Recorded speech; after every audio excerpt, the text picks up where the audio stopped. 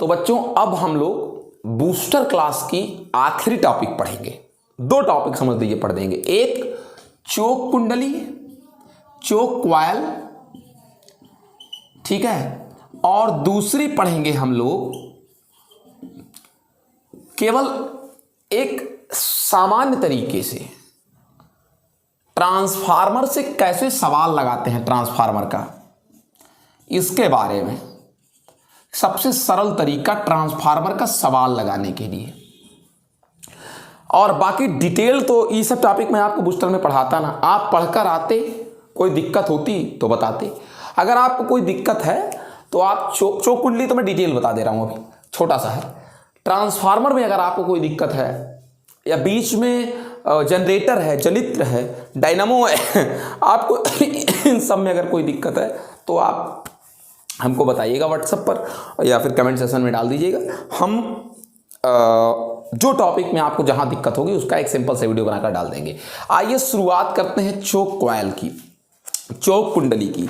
देखिए चोक कुंडली के बारे में एक बात कहें कि शुरुआती में ऐसे कि डीसी परिपथ में अगर आपको डीसी सर्किट में धारा के मान को कम करना है तो बड़ी आसानी से आप डीसी सर्किट में करंट की वैल्यू को कम कर सकते हैं। उसका तरीका है आप रियोस्टेट यूज कर लें, धारा नियंत्रक को यूज कर लें। अब जब धारा नियंत्रक को आप यूज करते हैं तो धारा नियंत्रक में रेजिस्टेंस जो होता है वो तार के रूप में होता है, कॉइल में ऐसे ऐसे लपेट के रखा होता है, यही डाल देते हैं परिपथ में, ठीक है। जैसे एक सर्किट है ये, इस सर्किट में खूब ढेर सारा तार डाल दीजिए, खूब ढेर सारा तार डाल दीजिए, ठीक है ना, लपेट के रखा होता। खूब तार जब लगा देंगे, खूब तार, ये रेजिस्टेंस के रूप में अपने आप करंट की वैल्यू क्या हो जाएगी, घट जाएगी। लेकिन ऐसा करने से लाभ और नुकसान क्या है? नुकसान ये है कि ऐसा करने से वैद्युत ऊर्जा का भाग कुछ I²R के रूप में इतनी ऊर्जा क्षय हो जाती है। I² किसके रूप में? R के रूप में, ठीक है ना। प्रति सेकंड इतनी ऊर्जा क्षय हो जाती है, प्रति सेकंड I²R डीसी सर्किट में। लेकिन यही तरीका है और इसी तरीके से डीसी सर्किट की एनर्जी, करंट की वैल्यू डीसी सर्किट में कम करते हैं, ठीक है। लेकिन एसी सर्किट में ऐसा नहीं किया जा सकता। एसी सर्किट में करने को कर सकते हैं आप, ऐसा नहीं है। एसी सर्किट में भी आप प्रतिरोध डाल करके ऊर्जा क्षय को, प्रतिरोध डाल करके आप करंट को नियंत्रित कर सकते हैं, लेकिन उससे ऊर्जा क्षय होगी कितनी? I²R। हम चाहते हैं, क्या कोई ऐसी युक्ति है कि एसी सर्किट में धारा को भी नियंत्रित कर दिया जाए और ऊर्जा भी क्या ना हो, क्षय ना हो, या कम से कम ऊर्जा का ह्रास हो? तो है ऐसा सिस्टम। चोक कुंडली के द्वारा, चोक कुंडली का प्रयोग करके, चोक क्वायल का प्रयोग करके, यह बूस्टर क्लास है, डिटेल में नहीं जाऊंगा, धारा की प्रबलता को क्या कर सकते हैं, कम कर सकते हैं।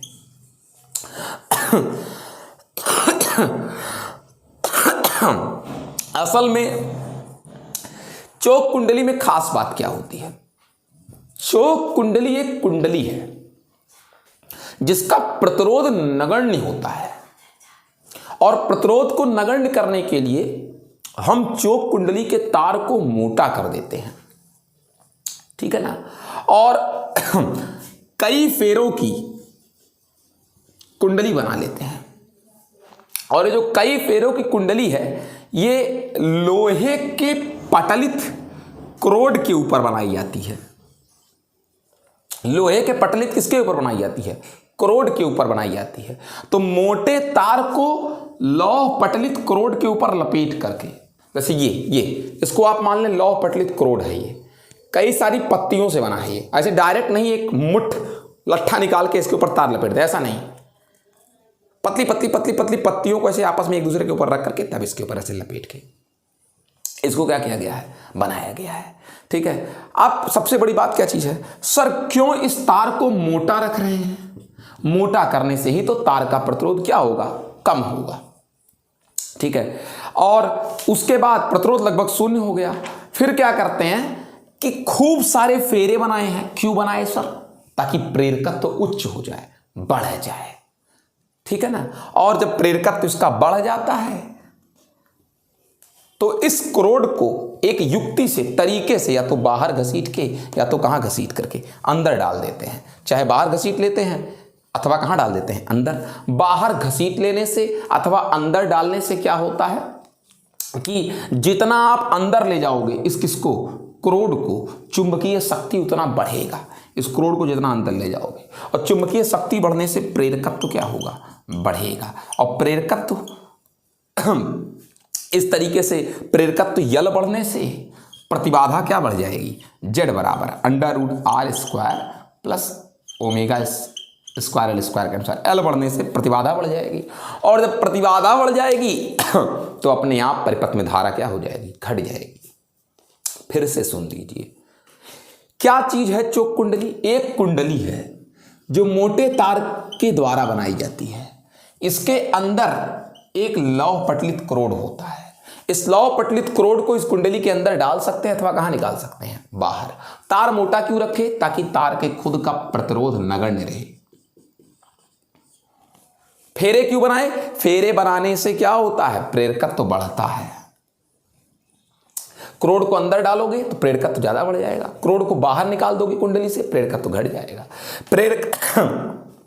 प्रेरकत्व यल के बढ़ने से प्रतिबाधा जेड बढ़ेगी, प्रतिबाधा जेड के बढ़ने से धारा, प्रतिबाधा प्रतिरोध ही तो है, धारा क्या हो जाएगी, घट जाएगी। इस तरीके से इसका उपयोग करते हैं। सर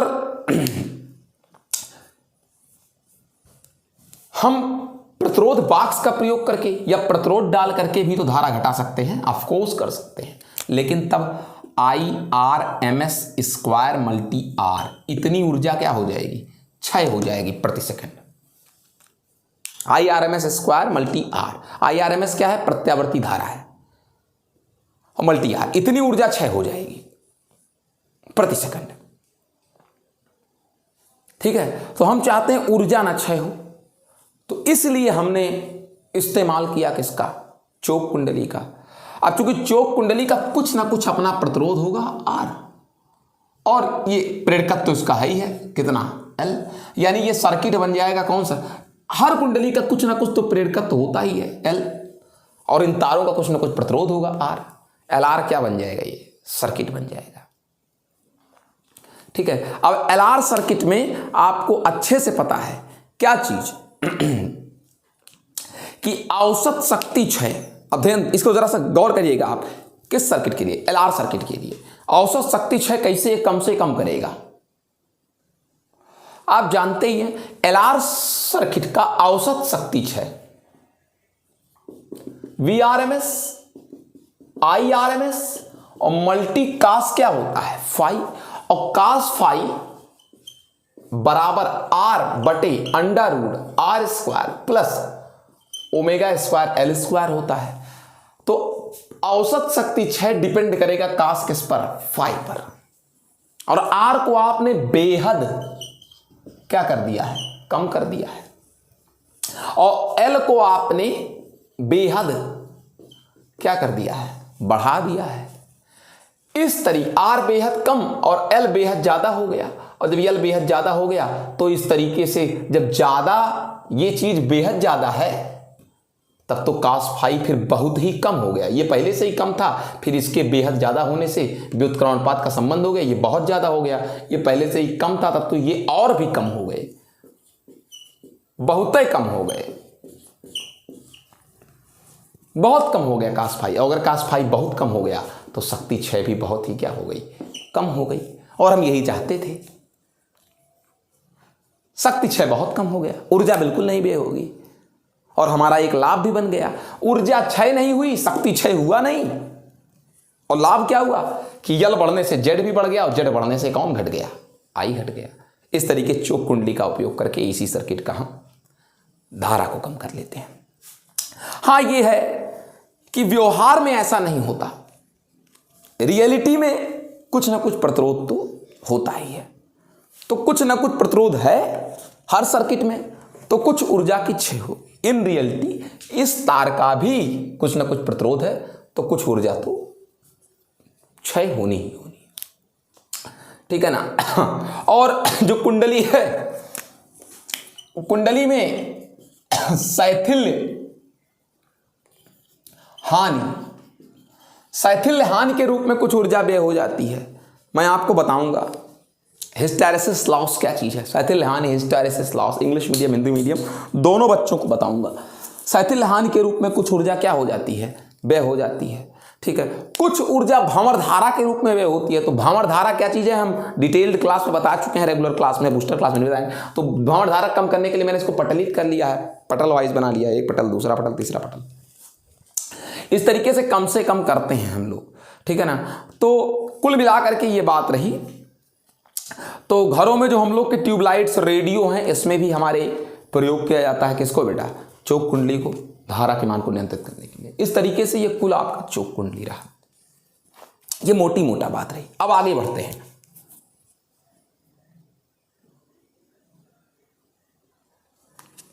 देख लीजिए ट्रांसफार्मर का सवाल कैसे लगाते हैं। देखिए ट्रांसफार्मर भी दो प्रकार का है। मैं ट्रांसफार्मर पूरा पढ़ा चुका हूं, डिटेल यहां नहीं दूंगा। दो प्रकार के ट्रांसफार्मर हैं, एक ऊंचाई और एक अपचाई। मैं डिटेल नहीं दूंगा यहां, जब मैं रेगुलर क्लास बनाऊंगा उसमें दूंगा। ऊंचाई क्या चीज है, ऊंचाई का मतलब जिसमें प्राथमिक कुंडली में फेरे कम हो और द्वितीयक कुंडली में फेरे क्या हो, ज्यादा हो। अपचाई क्या है, प्राथमिक में फेरे ज्यादा हो और द्वितीयक में फेरे कम हो। ठीक है ना। तो प्राथमिक के फेरों की संख्या को NS से दिखाते हैं, द्वितीयक NP से, और द्वितीयक के फेरे को संख्या को NS से, सेकेंडरी और क्या, प्राइमरी। अब बस एक सवाल लगाने का तरीका देख लीजिए, NS बटे NP, ES बटे EP, VS बटे VP और IP बटे क्या, IS। और ये परिणमन अनुपात है, रिजल्टेंट। ठीक है ना। और अगली चीज है बेटा, ये तो सवाल लगाने के लिए हो गया, रिलेशनशिप सवाल लगना है। दक्षता, एफिशिएंसी, निर्गत शक्ति, यानी द्वितीयक कुंडली से मिलने वाली शक्ति। निर्गत शक्ति मतलब द्वितीयक कुंडली से मिलने वाली शक्ति, और निवेशी मतलब निवेशी शक्ति प्राइमरी पर। निर्गत शक्ति और बटे निवेशी शक्ति। निर्गत शक्ति P सेकेंडरी, निवेशी P primary. VS into IS, V into I मतलब P होता है, और VP इंटू IP। समझ सके चीज को। वर्तमान में जितने ट्रांसफार्मर हैं उनकी दक्षता लगभग 90% है। अब आगे सर्च चल रही हो तो पता नहीं। ये कुल आपकी रही बूस्टर क्लास की थ्योरी, मैंने टोटल कंप्लीट कर दी। अब हम लोग बल्लेबाजी करेंगे किस पर, बहुविकल्पीय पर। पुरानी बुक से बहुविकल्पीय कराऊंगा कुमार मित्तल की। ठीक है ना। जिसको जरूरत होगी, कुछ क्वेश्चन ऐसे हो सकते हैं जो पुरानी बुक में ना हो, नई बुक में हो, आप हमको उसका मेरे व्हाट्सएप नंबर 9125706588 पर उन क्वेश्चंस को भेज देंगे, फोटो खींचकर मैं उनका सलूशन भेज दूंगा। क्वेश्चन बैंक में कहीं कोई दिक्कत है कोई क्वेश्चन को लेकर, उनको भी भेज दीजिएगा। लाइव क्लास तभी चलेगी जब 1000 सब्सक्राइबर कंप्लीट हो जाएंगे। तो अभी तो नहीं है, तो अभी समय लगेगा। जूम ऐप इत्यादि बहुत सारे ऐप हैं, मैं कोशिश करूंगा, देखता हूं कैसे उस पर व्यवस्था बनती है। ठीक है। केमिस्ट्री के लिए वीडियो तो केमिस्ट्री की नहीं डालूंगा।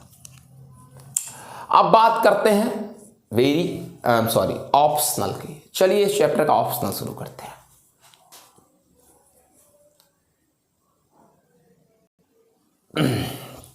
चलिए अब शुरुआत करते हैं किस चीज का, बहुविकल्पीय का। एक्चुअली बुक लेकर नहीं बता सकते, इसलिए बुक को इसमें पिक क्लिक कर लेते हैं। देखें आप लोग ये, तो इसलिए नहीं तो सोचिए सर सॉल्यूशन लेकर बैठे, ऐसे कोई बात नहीं। बहुविकल्पीय शुरुआत करते हैं। ऑप्शनल, हाँ ये बात सही है कि आप लोगों को क्वेश्चन कैसे मिलेगा। कुमार मित्तल की बुक सब कोई मैनेज कर सकता है, सबके पास होता है। ठीक है।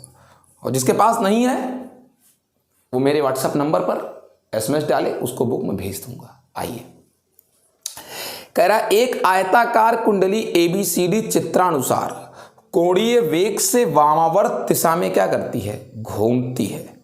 ठीक है। देखो ऐसे दिया हुआ है, ये चुंबकीय क्षेत्र है,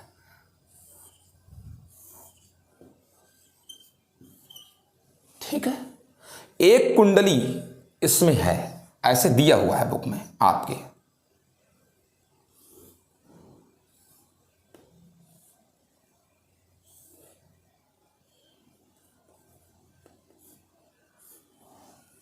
ठीक, ये दिया हुआ है।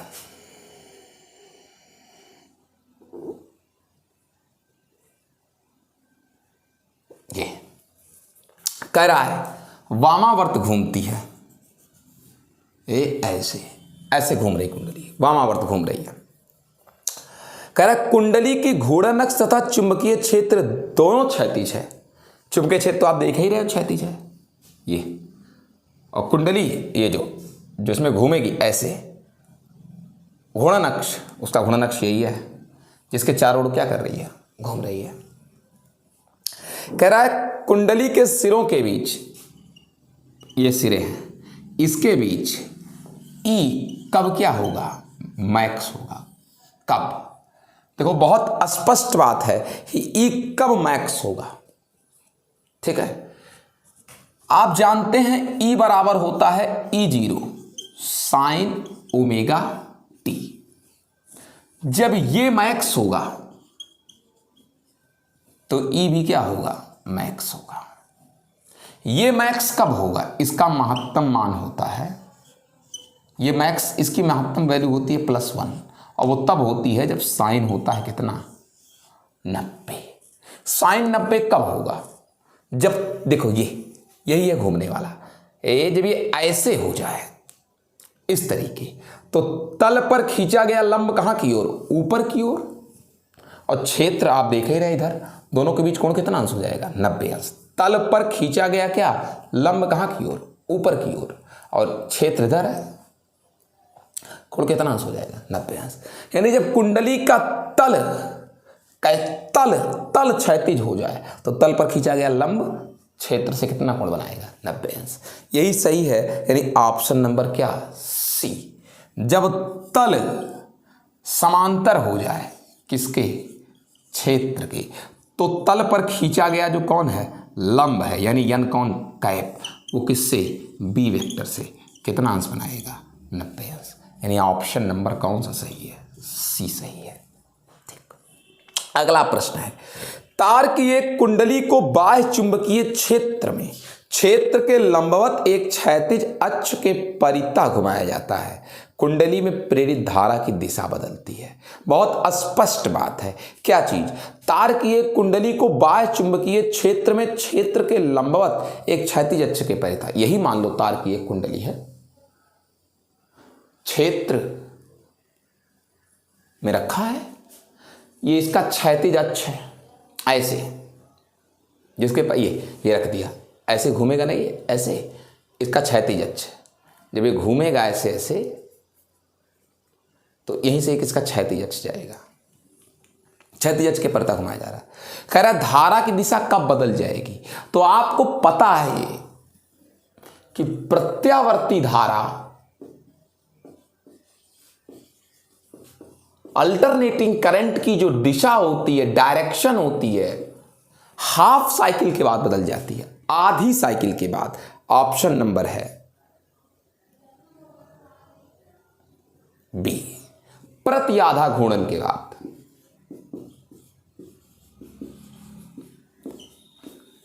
अल्टरनेटिंग करंट, और वैसे भी ऐसे भी देख सकते हैं,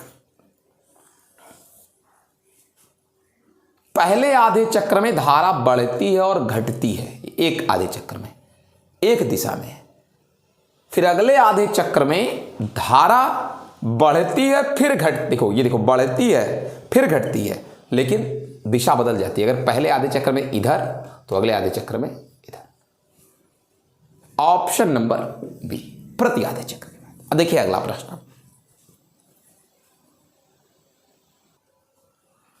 प्रश्न कह रहा है तीसरा, ध्यान दीजिएगा, कह रहा है कि तीसरा प्रश्न क्या कह रहा है कि यदि प्रत्यावर्ती धारा जनित्र के आर्मेचर के कुंडली के चाल को कै गुना कर दे, 2 गुना कर दें, तो प्रेरित विद्युत वाहक बल भैया E बराबर होता है NBA ओमेगा, E0 बराबर, जानते हैं आप इस चीज को। ये अगर ओमेगा का गुना कर दो, 2 गुना, आप अपनी आंख से देख रहे हो, ओमेगा के क्या है, डायरेक्टली प्रोपोर्शनल। अगर इसको 2 गुना कर दोगे तो विद्युत वाहक बल भी क्या गुनी हो जाएगी, 2 गुनी हो जाएगी। यानी जो ऑप्शन सही है वो ए।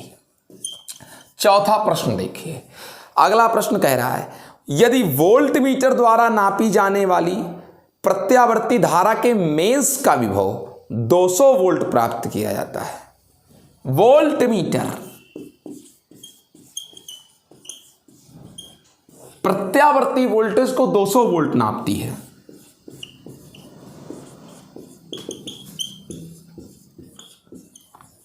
दो सौ कितना नापती है, वोल्ट।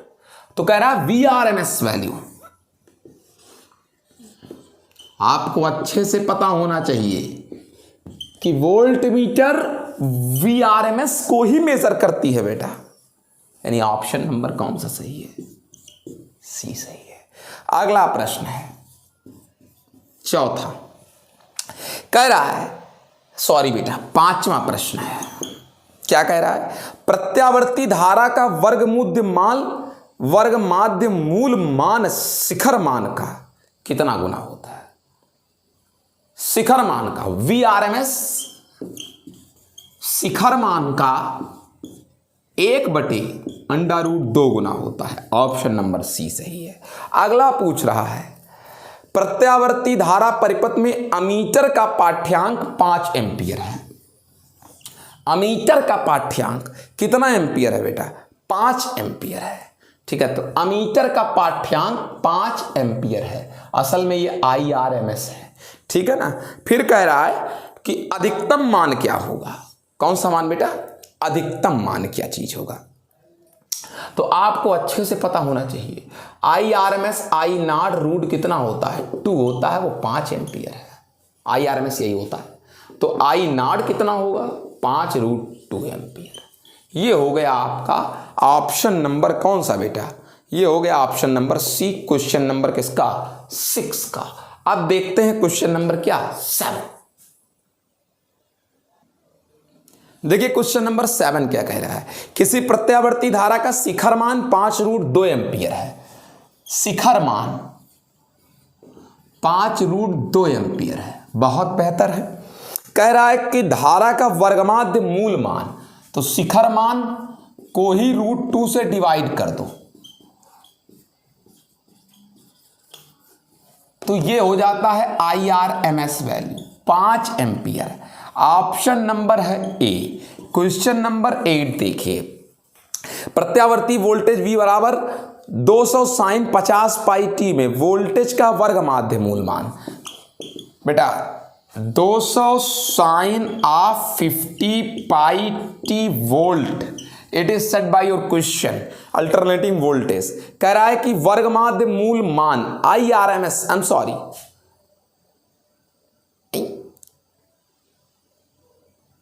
एम सॉरी, वोल्टेज का वर्ग माध्य मूल मान VRMS। बहुत सिंपल है, आप इसका कंपैरिजन कर लें, V बराबर V0 साइन ओमेगा टी से इसका इनका कंपैरिजन कर लें तो V0 इक्वल्स आ जाएगा 200 वोल्ट। और आप जानते हैं V0 को √2 से डिवाइड करने पर ये आंसर आएगा VRMS की वैल्यू बेटा कितनी आ जाएगी, 200 √2 से इसका रैशनलाइजेशन कर दें तो 200 √2/2 आ जाएगा 100 √2 वोल्ट। ये हो गया बेटा। ऑप्शन नंबर बात करें तो इसका ऑप्शन नंबर ए होगा, क्वेश्चन नंबर 8 का। प्रश्न नंबर 9 कह रहा है किसी प्रत्यावर्ती धारा परिपथ में वोल्टेज का शिखर मान 700, वोल्टेज का शिखर मान, प्रश्न नंबर 9 में बेटा वोल्टेज का शिखर मान V0 ये आपको दे रखा है 707 वोल्ट। अब कह रहा है बेटा कि इसका आभासी वोल्टेज मतलब VRMS, V0 को √2 से डिवाइड कर दें 707, या सही कहें अगर तो एक और होता है 707 V0, तो 0.707 V0 की वैल्यू 707 वोल्ट। इसका आंसर जो आएगा बेटा वो लगभग आएगा 500 कितना वोल्ट आ जाएगा। ठीक है ना। ऑप्शन नंबर ये है क्या, सी। ये 9वां क्वेश्चन हो गया, नोट कर लें। देखिए बेटा 10वां प्रश्न देखिए, क्या है 10वां प्रश्न, 10th क्वेश्चन, बिल्कुल इजी है।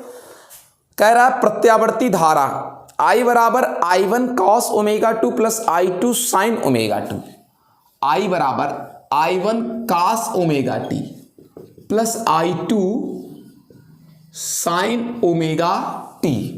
कह रहा है कि वर्ग माध्य मूलमान, what is the value of IRMS। देखें बेटा क्या चीज है इसकी IRMS वैल्यू, ये देखें हम सबको पता है कि IRMS बराबर होता है I के वर्ग का माध्य का मूल, यही तो IRMS होता है। तो आइए निकालते हैं, सबसे पहले I का स्क्वायर करते हैं, ठीक है ना। I का क्या करते हैं, स्क्वायर करते हैं, यही करना पड़ेगा। आइए I का square I1 cos ω t plus I2 sin ω t, इसका स्क्वायर करिए तो भैया a square plus b square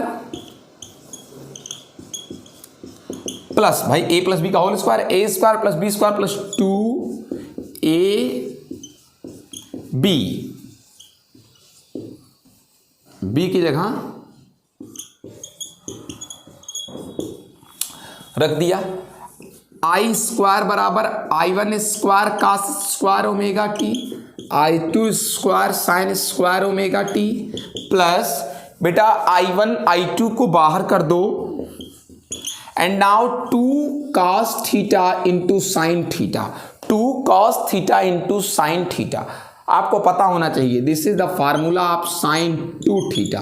अगर किसी को ये नहीं आता तो इंटर पढ़ना छोड़ दे, उसका कोई रिस्पॉन्सिबल नहीं। आप पढ़ाई छोड़ दीजिए, फेल हो जाइए, उसको कुछ नहीं बताया जा सकता, एज यू विश, ठीक है ना। ये सब अगर बताना पड़े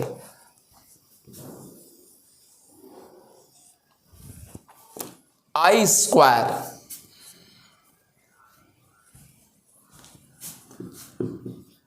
I स्क्वायर बराबर बेटा देखें हमको वर्ग करके माध्य करना है, कर दीजिए सर, कर दिया। ये नियतांक है, इसको बाहर कर लो, इसको बाहर कर लो, माठ इसका कुछ नहीं करना आपको, लेकिन इसका आपको औसत निकालना पड़ेगा। प्लस I2 स्क्वायर को भी बाहर कर लो, इसका औसत कर दो साइन स्क्वायर ओमेगा टी का। समाकलन करके करना पड़ेगा गणित वालों को, और आर्ट्स जो बोलते हैं बायो वाले बच्चे वो डायरेक्ट रख लेंगे वैल्यू, एग्जाम में नंबर नहीं कटेगा। इसको लेकर I1 I2 sign 2 omega T, असल में ये पूरा साइन थीटा है, इस पे आपका नंबर नहीं कटना है, इसका भी औसत कर लो। आपको बता दें इसका औसत मान cos स्क्वायर ओमेगा टी का औसत मान 1/2, ऐसे साइन स्क्वायर ओमेगा टी का भी औसत मान एक साइकिल के लिए, पूरे एक चक्र के लिए, पूरे एक साइकिल के लिए, पूरे एक साइकिल के लिए, चाहे cos स्क्वायर ओमेगा टी चाहे साइन स्क्वायर ओमेगा टी, दोनों का औसत 1/2। साइन का औसत मान कितना होता है, 0 होता है। तो I स्क्वायर का माठ, ये बेटा 1/2 दोनों में से कॉमन कर लो, I1 square plus I2 square, ये इतना हो गया। अभी वर्ग माध्यमूल चाहिए, 1 मिनट बाद बताता हूं। देखिए प्यारे बच्चों, देखो आई स्क्वायर का औसत और वर्गमूल करें तो इधर का भी वर्गमूल करें।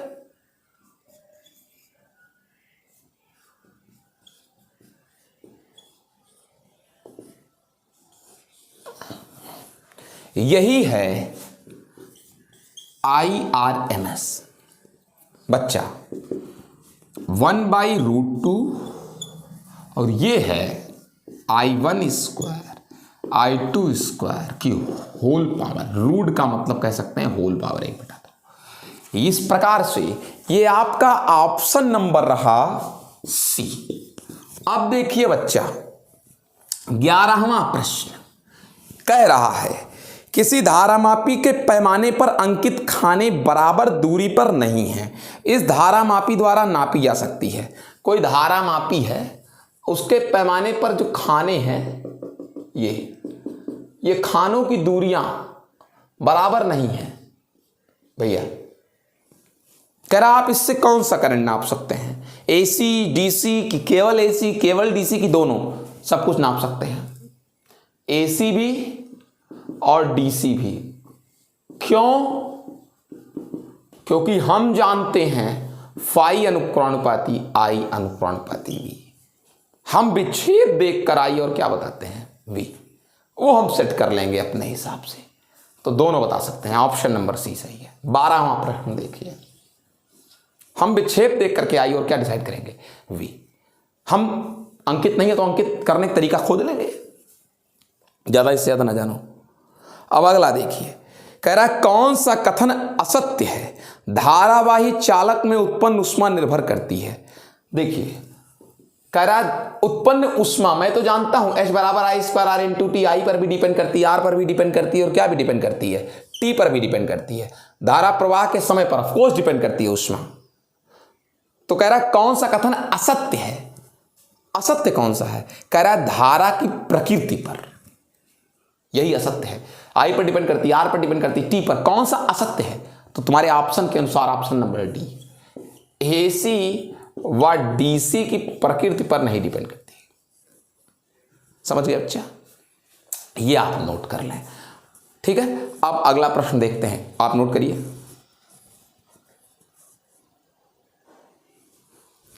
देखो बेटा, next question about your optional is that now किसी परिपथ अवयव में विभवांतर स्रोत के विद्युत वाहक बल से भी अधिक है।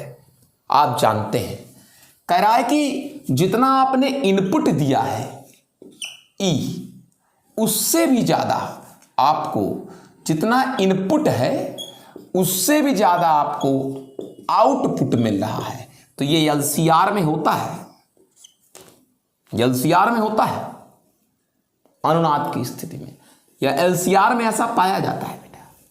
तो वो LCR है कैसा circuit, AC circuit. Option number A. प्रश्न नंबर 13। प्रश्न नंबर 14 देखिए, एक प्रत्यावर्ती धारा परिपथ में लगे 1 मिली हेनरी प्रेरक का, 1 मिली हेनरी प्रेरक का प्रतिघात 1 ओम है, एक्सल। कह रहा है कि धारा की आवृत्ति हम जानते हैं ओमेगा इंटू एल, ओमेगा बराबर एक्सल बटे एल। ओमेगा बराबर एक्सल कितना है बच्चा, 1 ओम है, बटे यल 1 मिली हेनरी। हेनरी का मतलब वोल्ट सेकंड पर एम्पियर, ठीक है बच्चों। ऊपर जाएगा तो +3 1000 हो जाएगा, एम्पियर ऊपर जाएगा। ओम इंटू एम्पियर बराबर वोल्ट होता है, वोल्ट सेकंड बचा, वोल्ट वोल्ट लग जाएगा खत्म। और 1/सेकंड का मतलब होता है क्या बच्चे, हर्ट्स होता है इसका मतलब। तो ऑप्शन नंबर डी सही है, उतारिए।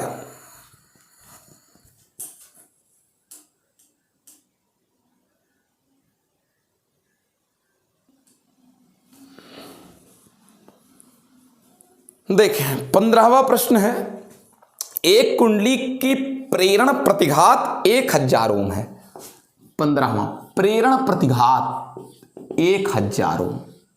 ठीक है, इस प्रेरकत्व को कह रहा है यदि इसका प्रेरकत्व 2 गुना कर दिया जाए, L डैश बराबर 2L।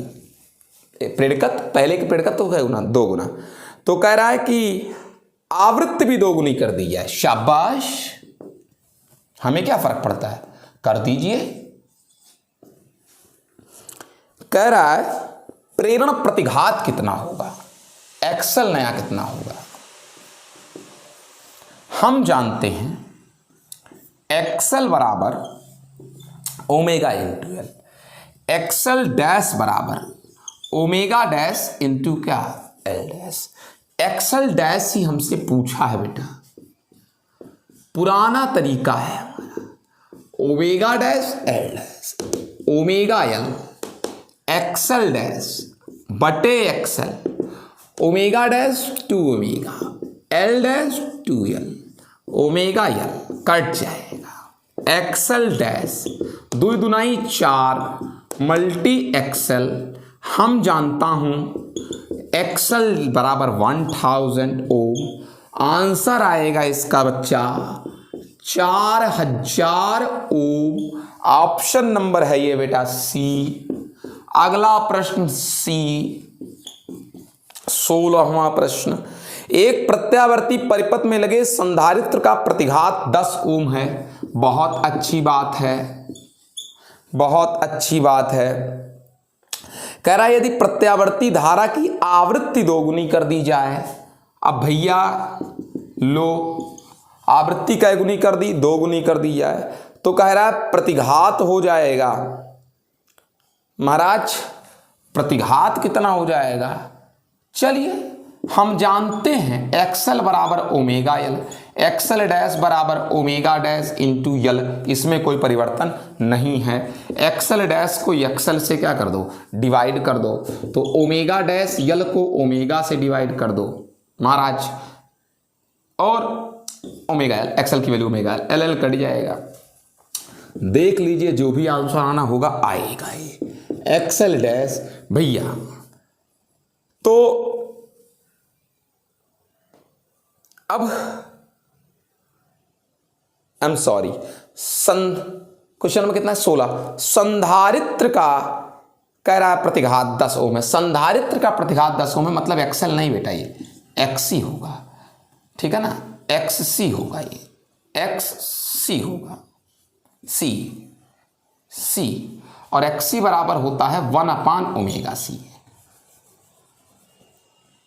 तो एक्सी डैश 1/ओमेगा डैश सी। अब रखिए क्या, एक्सी डैश बराबर 1/ओमेगा डैश सी और एक्सी 1/ओमेगा सी, सी सी क्या हो जाएगा, कट जाएगा। तो ये एक्सी डैश और बटे क्या बेटा, एक्स सी।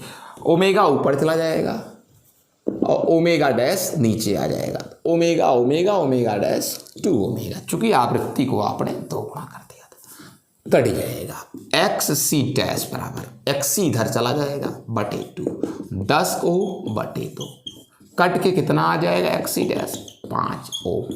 यानी ऑप्शन नंबर ए उतार लीजिए।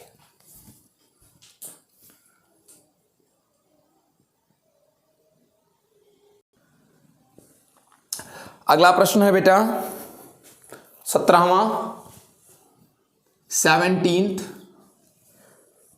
दो अलग अलग प्रत्यावर्ती धारा परिपथों में धारा समान है, बिल्कुल सही बात है। लो भाई, धारा समान है। फिर कह रहा है पहले परिपथ में केवल प्रेरकत्व है, लो भाई। फिर कह रहा है दूसरे में केवल संधारित्र है, लो भाई। कह रहा है यदि विद्युत वाहक बल की आवृत्ति बढ़ जाए, दोनों में भाई आवृत्ति बढ़ा दे रहे हैं, धाराओं पर क्या फर्क पड़ेगा, हम जानते हैं एक्सएल बराबर होता है यहां ओमेगा एल और एक्सी बराबर होता है 1/ओमेगा सी। ओमेगा बराबर क्या होता है बच्चा, 2 पाई एफ एल 2 पाई एफ क्या सी। अगर इसमें एफ बढ़ा तो प्रतिघात बढ़ेगा, और अगर प्रतिघात बढ़ गया इसमें धारा क्या होगी, घटेगी। और अगर इसमें एफ बढ़ा तो यक्षी घटेगा, व्युत्क्रमणपात है। और अगर प्रतिघात घट गया तो धारा बढ़ जाएगी। यानी जिसमें प्रेरकत्व है उसमें धारा घटेगी, जिसमें संधारित्र है उसमें धारा क्या होगी, बढ़ेगी। यानी कि क्या हुआ, ऑप्शन नंबर बी सही है। पहले में धारा घटेगी जिसमें प्रेरकत्व है, दूसरे में धारा बढ़ेगी जिसमें संधारित्र है। ऑप्शन नंबर बी बेटा। प्रश्न नंबर 18 देखिए, क्या है 18 प्रश्न। 0.70 हेनरी के प्रेरक को, आइए भाई 0.70 हेनरी के प्रेरक को, बहुत अच्छी बात है प्रश्न में, 60 हर्ट्ज एफ बराबर 60 हर्ट्ज, ये भी सही है, चलिए मान लिया। कहां गई हो भैया, 120 वोल्ट के प्रत्यावर्ती धारा स्रोत से, ये भी सही है, जोड़ दिया। प्रेरक में धारा होगी, प्रेरक में क्या होगी बेटा, धारा।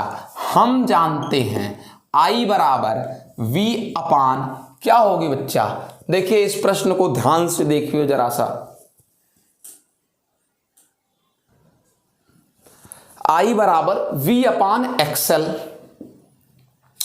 V एक्सएल क्यों रखा, प्रतिरोध का काम करता है ये, क्योंकि L लगा है परिपथ में भैया। एक्सएल बराबर ओमेगा एल, V अभी रखेंगे, ओमेगा बराबर 2 पाई एफ इंटू क्या एल।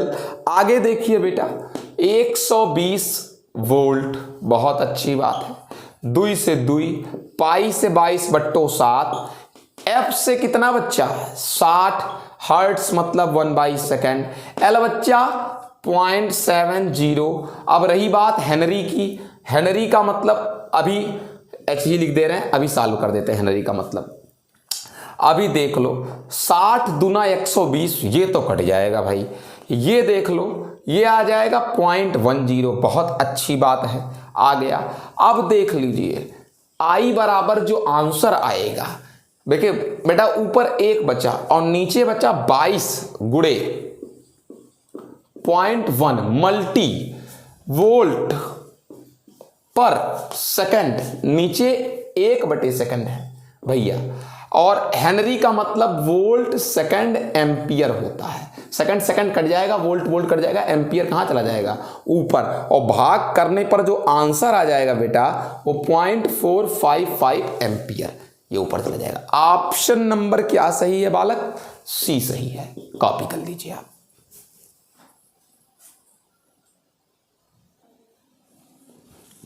नेक्स्ट प्रश्न बेटा 19वां,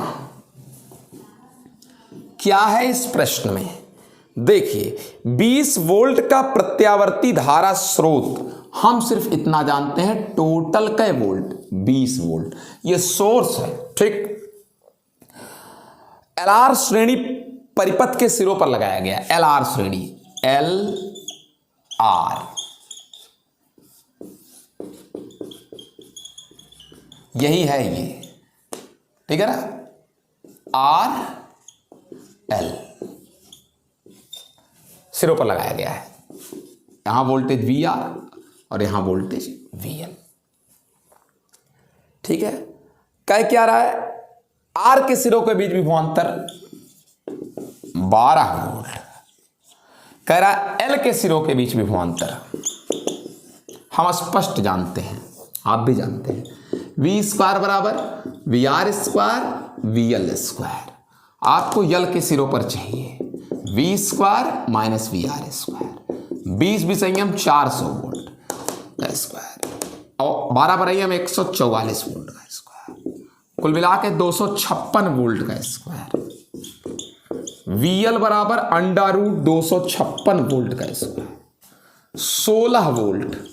ऑप्शन नंबर कितना रहेगा ये बच्चा, ऑप्शन नंबर आएगा ए, ठीक है। अगला प्रश्न है 20वां, क्या है,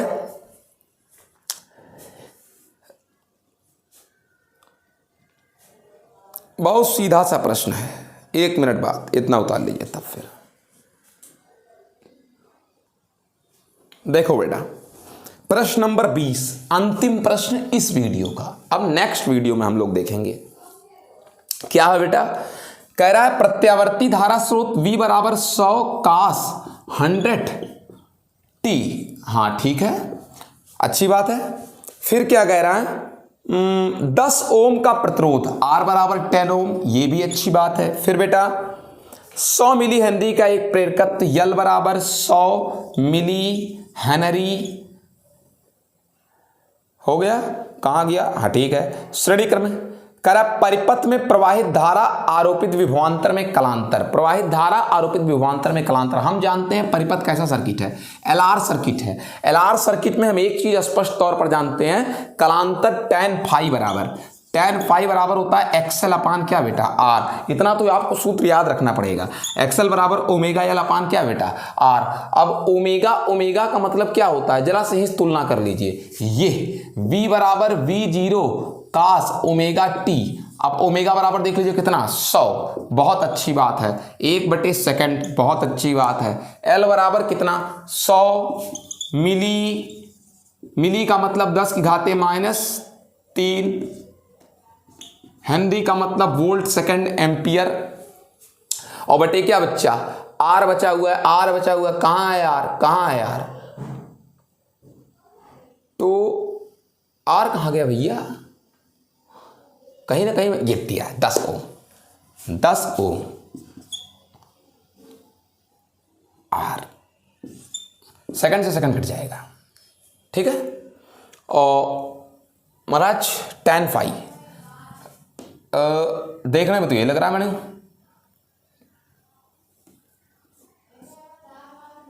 10 कट जाएगा, 1 बचेगा। वोल्ट एम्पियर, वोल्ट प्रति क्या ampere, V upon I is equal to R होता है बच्चों। ओम ओम ओम ओम स्वाहा बराबर tan क्या आ गया फाई। आगे देख लो tan फाई बराबर अगर 1 है तो 1 का मतलब tan कितना अंश 45 अंश, फाई मतलब कितना डिग्री 45 डिग्री। ऑप्शन नंबर क्या है भैया, ऑप्शन नंबर क्या है ए।